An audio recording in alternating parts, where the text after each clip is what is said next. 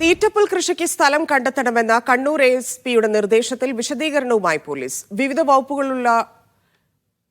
വകുപ്പുകളുടെ കീഴിലുള്ള ഭൂമി കണ്ടെത്താനായിരുന്നു വികസന സമിതിയിലെ തീരുമാനം. കലക്ടറുടെ നിർദ്ദേശം തെറ്റായി വ്യാഖ്യാനിച്ചുവെന്നാണ് പോലീസിന്റെ ഭാഗം. വിജേഷ് ഗോവിന്ദൻ ചേരുന്നു. വിജേഷ്, എന്താണ് ഇവരുടെ വിശദീകരണം പോലീസിന്?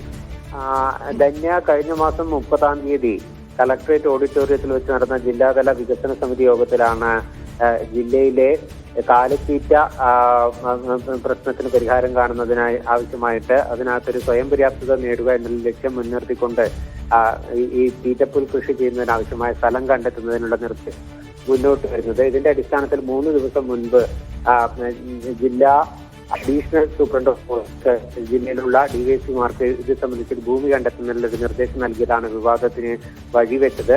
ഇത് സംബന്ധിച്ച് നിർദ്ദേശം വന്ന ഉടൻ ഇത് പോലീസ് സേനയിൽ വലിയ തരത്തിലുള്ള അമർഷമുണ്ടാക്കി. കാരണം പോലീസിന്റെ ഡ്യൂട്ടിക്ക് പുറത്തുള്ള ഇത്തരത്തിൽ നിർദ്ദേശമായി വരുന്നത് എന്നുള്ളതായിരുന്നു വലിയ വിമർശനം ഉയർന്നത്. പക്ഷേ വാർത്ത വന്നതിന് പിന്നാലെയാണ് ഇപ്പോൾ ഇക്കാര്യത്തിനകത്തൊരു തിരുത്ത് വരുത്തിക്കൊണ്ടുള്ള പുതിയ വിശദീകരണം പോലീസിന്റെ ഭാഗത്തുനിന്നുണ്ടായിരിക്കുന്നത്. പോലീസ് പറയുന്നത് ഈ ജില്ലാതല വികസന സമിതി യോഗത്തിനകത്ത് വിവിധ വകുപ്പ് ഈ കാലിത്തീറ്റ സ്വയം പര്യാപ്തത നേടുക എന്ന ലക്ഷ്യം വെച്ചുകൊണ്ട് തരിച്ചിരുന്ന ഭൂമികൾ സംബന്ധിച്ചുള്ള നിർദ്ദേശമുണ്ടായിരുന്നു. ഇതിന്റെ അടിസ്ഥാനത്തിലാണ് പോലീസിനോട് ഇത്തരത്തിലുള്ള ഭൂമിയുണ്ടോ എന്നുള്ള കാര്യം അന്വേഷിച്ചത്.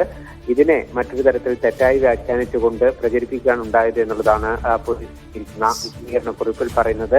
അതുകൊണ്ട് തന്നെ ഇത് ഇത്തരത്തിലുള്ള ഒരു തീരുമാനം ഉണ്ടായിട്ടില്ല. വിവിധ വകുപ്പുകൾ പിടിച്ചു. അതിന്റെ അടിസ്ഥാനത്തിൽ പോലീസിനും നിർദ്ദേശമുണ്ടായിരുന്നു.